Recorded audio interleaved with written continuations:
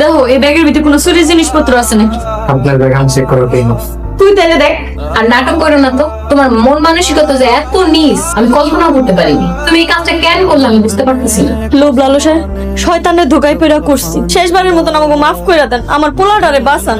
আপনি যদি না মাফ করেন আমার পোলার জীবনটা শেষ হয়ে যাইব। তুই আর তোর পোলা একটা নিষ্পাপ মানুষের জীবন শেষ করার চক্রান্ত করছস। তুই আমার মায়ের পেটের পুণ্যালো তোর আমি পুলিশে দিতাম, শাস্তি তোকে প্রাপ্য। আরে চুরি করছস তো করছস, আবার বেলালের মতন একটা নিষ্পাপ মানুষের মিথ্যা চুরির দেয় ফাঁসানোর চেষ্টা করছিস। তোরা কি মানুষ? আপনি যখন বুঝছিলেন বেলাল নির্দোষ, ওরে সারা রাত ঘরে তালা মেরে রাখছিলেন কেন? ওরা সংখ্যায় বেশি ছিল। আমি যদি তখন কোনো পদক্ষেপ নিতে যাইতাম, হয়তো বেলাল বা আমাদের বড় কোনো সমস্যা হতে পারতো। আমি তো শুধু আল্লাহর উপর ভরসা রাখছি।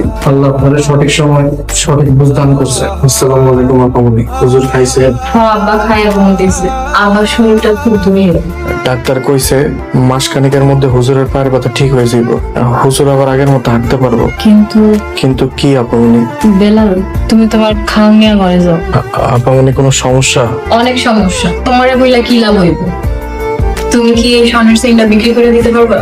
জি পারবো, কিন্তু আপনি সেন বিক্রি করবেন কেন? আব্বার ওষুধ কিনতে হচ্ছে, ঘরে কাল পরশু পর্যন্ত বাজার আছে। তারপর কি করবো মাথায় কিছু ঢুকতেছে না। আব্বার 1 মাসের ওষুধ কিনতে 3000 টাকা লাগলো। তুমি রাইতে প্রেসক্রিপশনটা তোমার কাছে নিয়ে রাখো। আমার কাল একটু ছুটি লাগবে। কই যাবি? একটা কাম ছিল, খুবই ব্যক্তিগত। বেলালের কাল থেকে একদিন ছুটি লাগবো।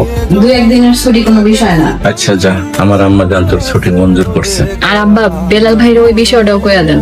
মানুষের সুবিধা অসুবিধা আছে, হাতে সময় থাকতে বইলা দেওয়া ভালো। বাবা বেলাল, তোমার এই বড় আফসোসের সাথে বলতে হইতেছে, বর্তমানে তোমার এই বেতন দিয়ে পালার মতো সামর্থ্য আমার নাই। তুমি সামনের মাস থেকে একটা নতুন কাজের সন্ধান করো।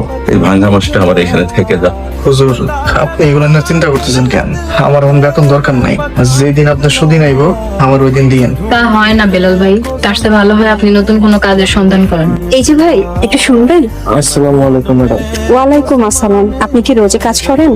জি ম্যাডাম, আমি মোটামুটি সব কাজ জানি, রাজের কাজও জানি। আসলে বৃষ্টির জন্য আমার বাড়ির কনস্ট্রাকশনের কাজটা বন্ধ হয়ে আছে। বাড়ির যে ইট বালুগুলো আছে ওগুলো একটু সরাতে হবে। আপনি কি পারবেন? জি জি ইনশাল্লাহ পারবো। আপনি এত কাজ জানেন, তাহলে এখানে একা বসে আছেন কেন? আর আমার মনে হয় বাকি লেবাররা সব কাজে চলে গেছে। আসলে আমি টুপি দাঁড়িয়ে লোক, তো টুপি দাঁড়িয়ে লোককে কেউ কাজে নিতে চায় না। কেন কেন নিতে চায় না? মানুষের ধারণা হুজুর মানুষ, ইমামতি বাদ দিয়ে কি কাজ করব? হুজুর মানুষে মানুষ একটা কথা কইতেও অনেক চিন্তা ভাবনা করে কয়। তা আপনার ডেইলি মজুরি কত দিতে হবে? 10 জনরে যা দেন আমারে তাই দিয়ে। আচ্ছা ঠিক আছে, আমার বাসাটা বেশি দূরে না, এই সামনে গলির মাথার বাম দিকেই আমার বাড়িটা। আপনি কি যেতে পারবেন?